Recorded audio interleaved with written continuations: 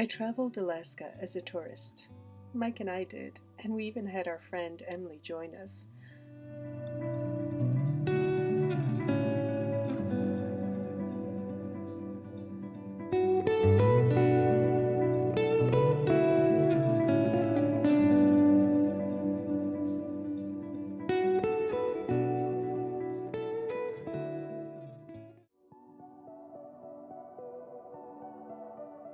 I'm Margaret. I share my adventures in art, travels, and the natural paths to caring for both the mind and the body. More so the mind, and then the body follows. If you like my stories, please subscribe and hit a like. Let me know what you think in the comments below. I would love to hear your story.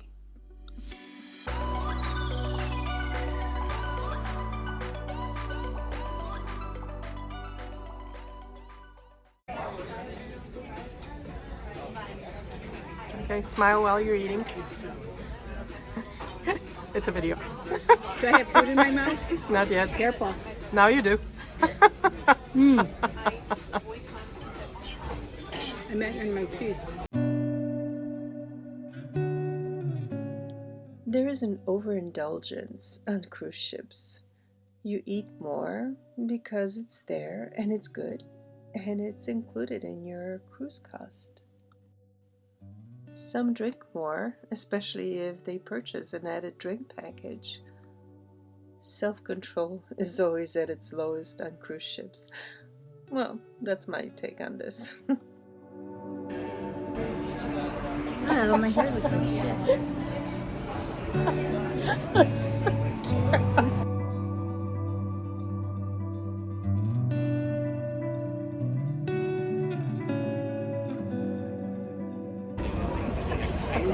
See, I like to do videos. You like to record. I never record.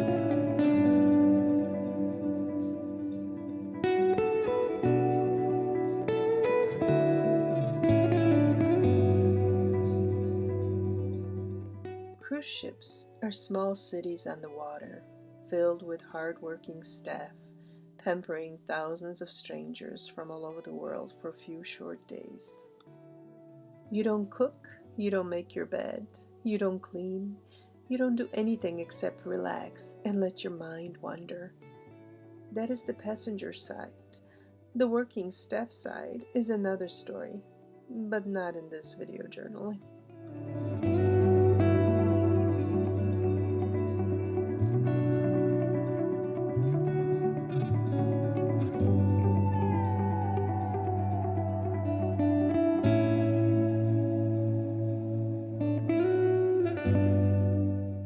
I have been on cruises before, but this Alaskan cruise had the best view off the ship.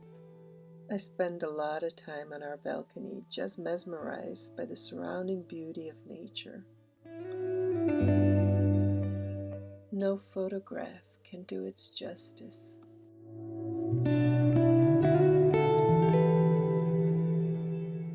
We were also blessed with great weather.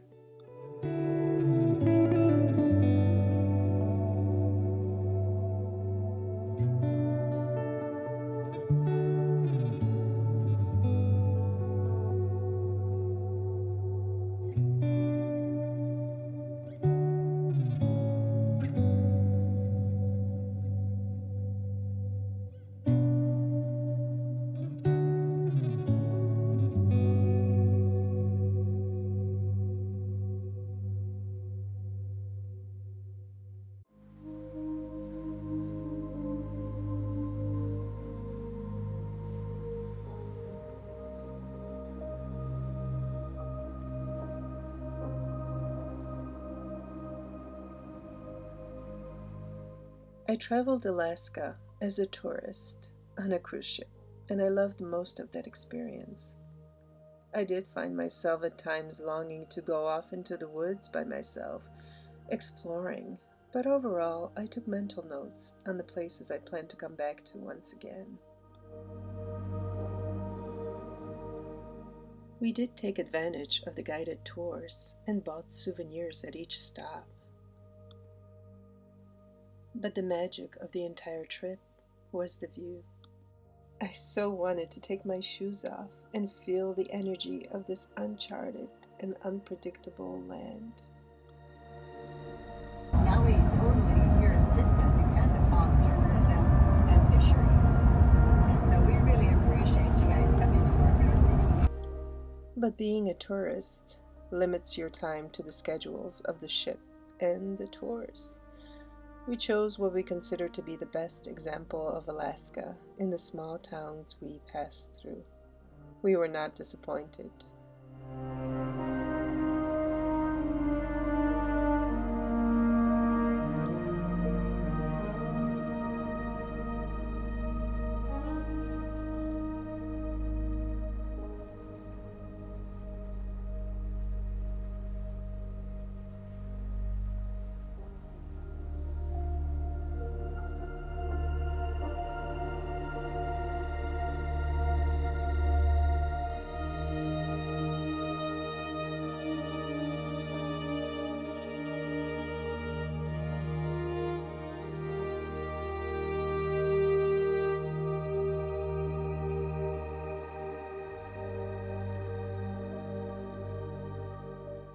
Each place offered up its own magic.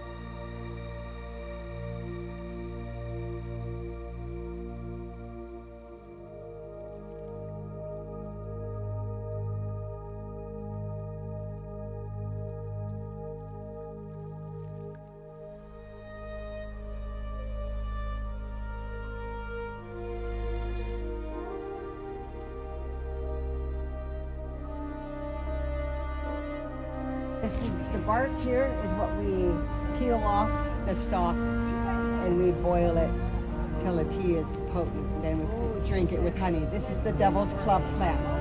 In fact, when it gets big and have the leaves, see these right here? These will turn to little red berries when it's full grown.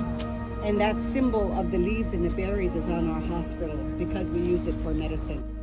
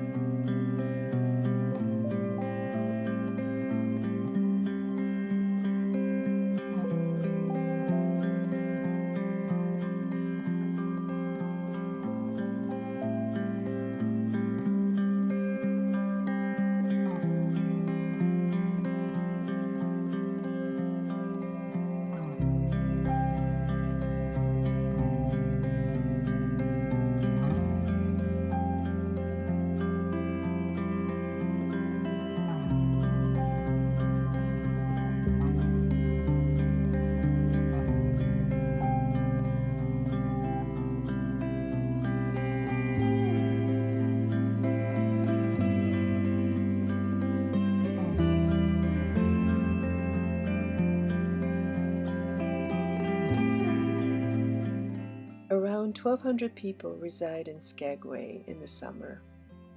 Since most cruise ships hold around 5,000 people and 2 or 3 ships may dock on the same day, the population of Skagway explodes for a few hours on certain days.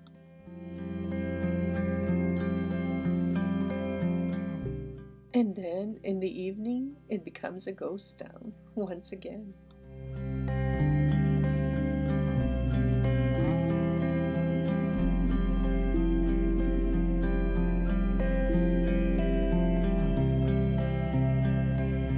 Look to the right. It looks like a volcano there. Look to the left of it's not a volcano, but look.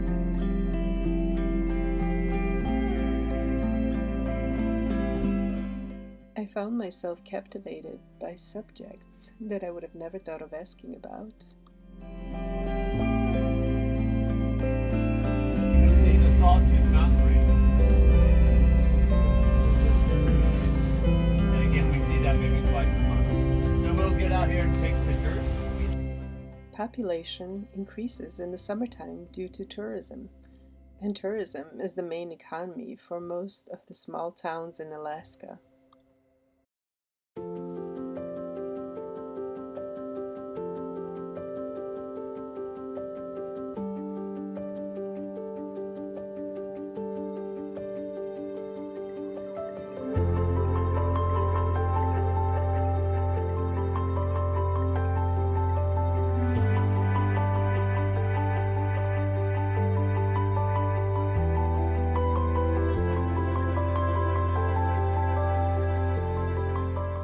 We even got to hear a life story of a bioengineering professor from Atlanta who on a hiking trip in Alaska fell in love with the small town of Skagway and uprooted his life to live there and work as a tour guide in the summer and a library custodian in the winter.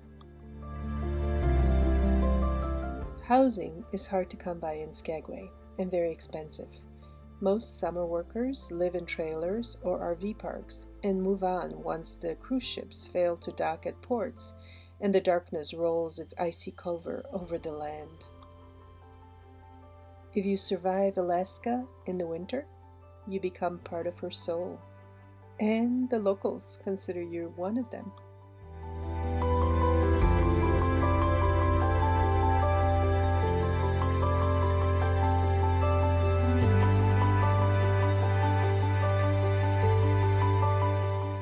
In return, you live a story of adventure, drama, unpredictability, laughter, and awe.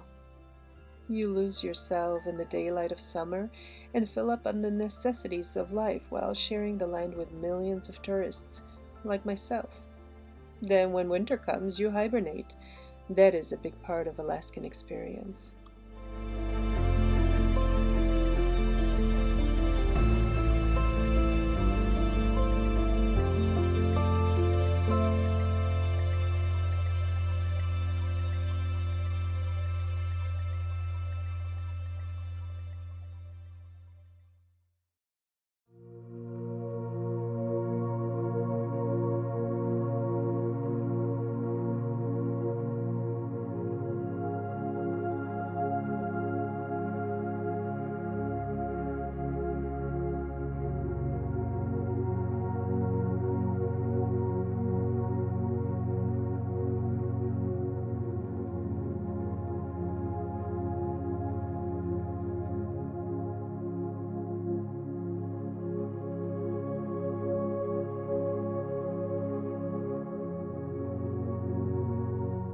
And this is where I got lost in a dream.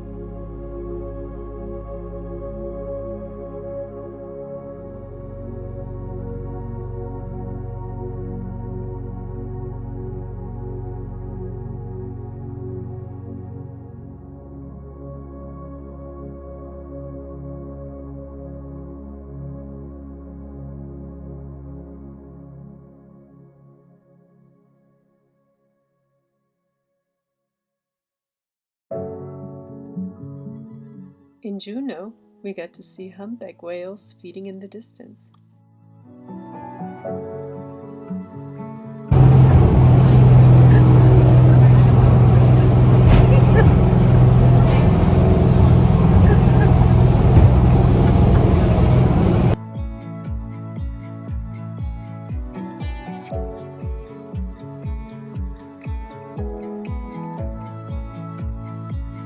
That's where some of the calmer water is going, so we might follow that one.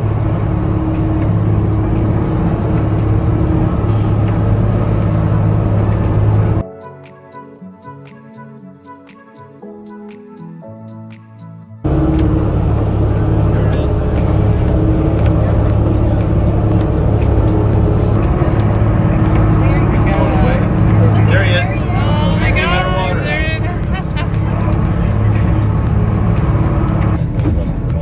Try for a hard turn. Right there. See how close he is? Yeah. Right there. Wow.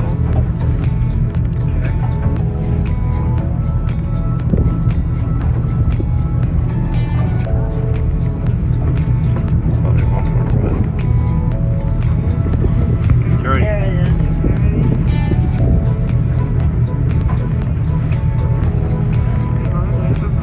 Here we go. Nope, one more. We're good. One more. Yep, that's a big breath. Big hit. There it is. There it is. Tail, come on, tail.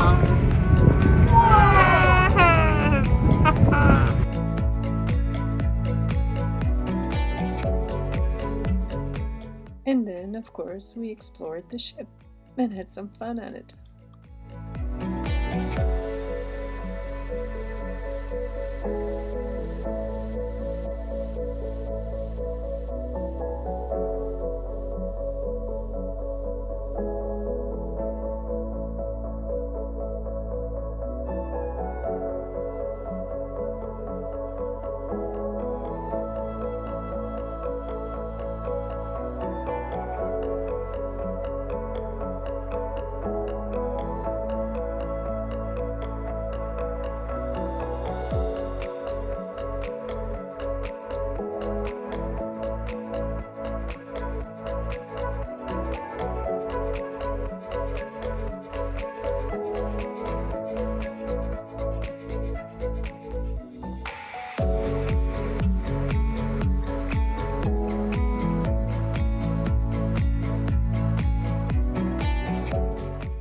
Beautiful city, but nothing in comparison to Alaska.